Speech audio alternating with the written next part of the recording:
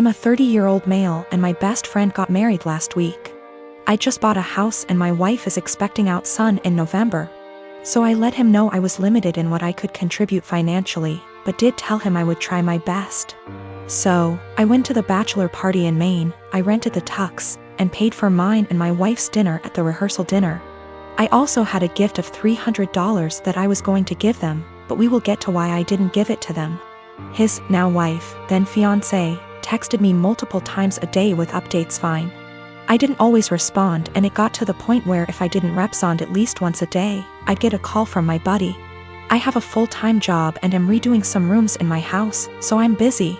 She texted me for the following reasons. 1. My wife was not allowed to talk about our pregnancy at all. She didn't want anyone to focus on that more than her, the bride. 2. She was not going to order special food for my wife, no one asked her to. My wife was fine with whatever she was going to be served. 3. I was not helping the groom enough, he had to help her with favors, seating charts and programs. So I had to help him with those things, according to her. She also said to get ready to help with thank you notes after the wedding. 4. She said if I was a true best man, I would offer to pay for the bar bill. I don't even know what that means. 5. She had to read to approve my speech before the rehearsal dinner and wanted to be included as much as my buddy. She told me to make up things if I had to. I was also not allowed to include anyone but the two of them and no inside jokes or stories about my buddy that didn't include her. 6. Her last text said to tell my wife to keep it together and not make a pregnancy scene during the wedding. Also, she wanted her to choose a dress that downplayed her pregnancy as much as possible. I was just so aggravated. I spoke to my friend to see if he could reason with her. He told me to just play ball on this one, it's her day, and to cut him a break. Because he'd be dealing with her nonsense for the rest of his life. I was annoyed but calmed down. The day of, all the bride and my buddy do is scold me, berate me and bark orders. I head down to the bar for a drink. The bride's mother is there and warns me not to get drunk because I've ruined her daughter's day enough. I didn't give them the card with the cash and in the speech. I used my friend's exact wording about having to deal with her nonsense for the rest of his life. I wished them the best and told him I'd always be there for him, especially during the divorce.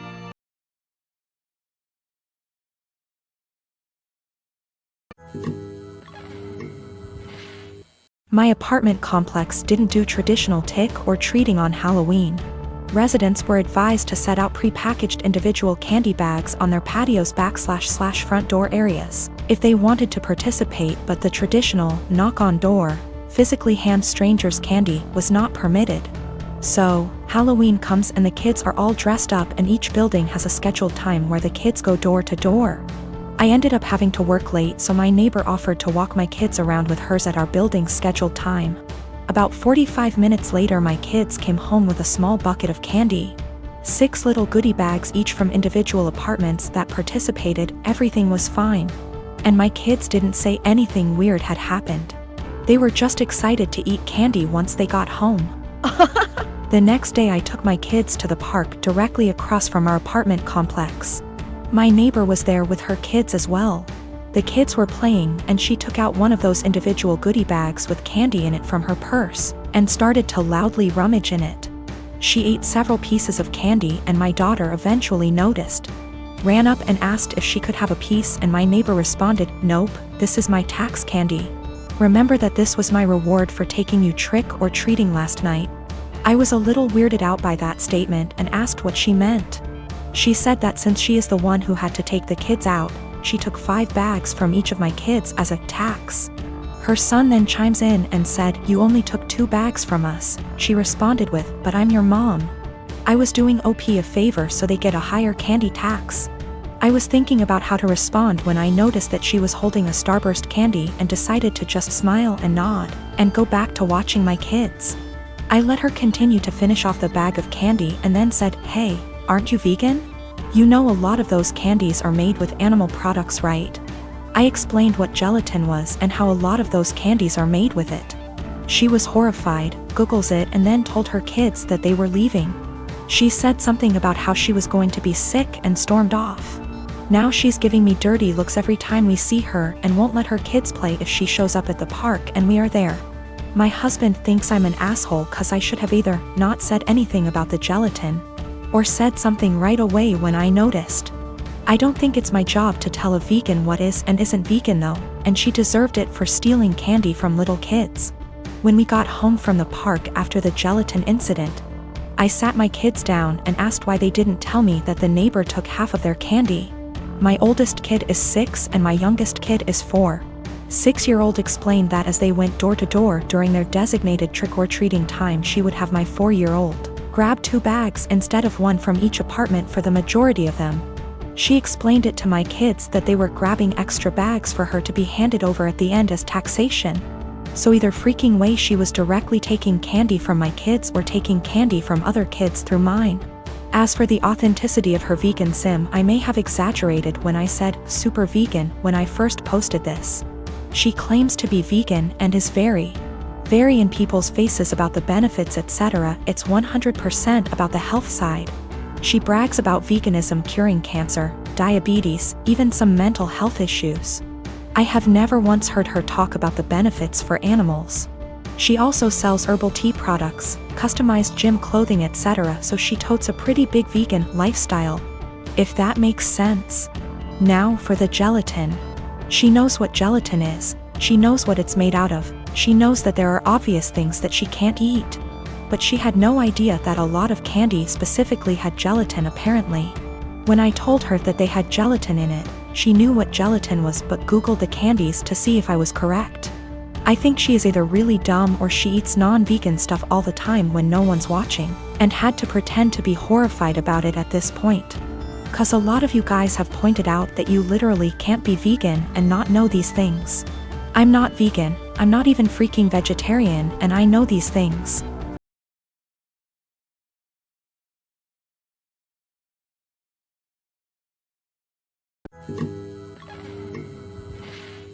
My son's dad is going through some financial issues at the moment and struggling to make ends meet, and I try to be understanding. I try my best to give my son nice things. Now his nice clothes are reserved for going out. If he wants to play, that's fine, but he can go and play clothes. I do not want him playing in those clothes, and I sent him over there with a bag of causal clothes.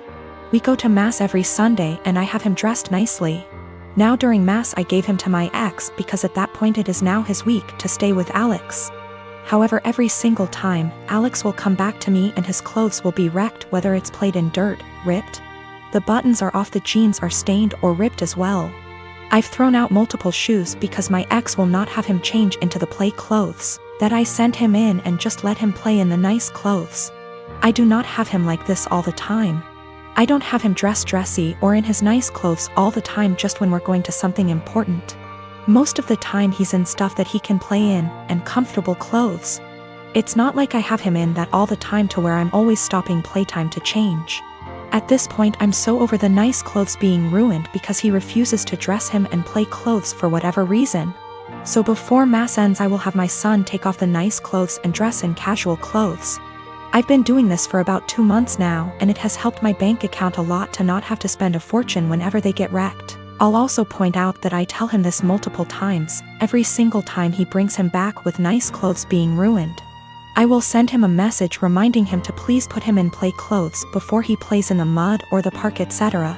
However, lately my ex has been very upset that I'm not sending him in nice clothes.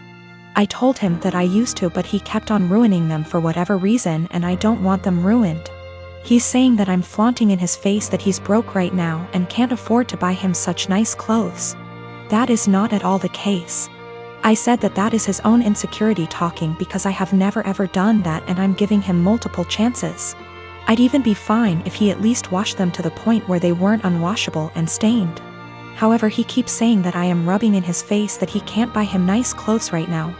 He needs those clothes whenever they go out to somewhere nice, and I'm being an asshole to him because he lets his kid play, and I don't want him to enjoy his time with his son and they're just clothes. I said if it has such a little significance to him then he doesn't need them that bad, and there is no argument here.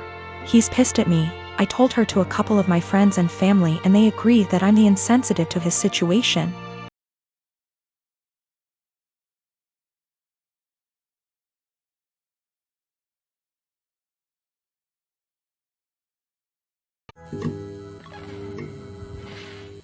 I've been with my boyfriend for 11 years, since I was 15.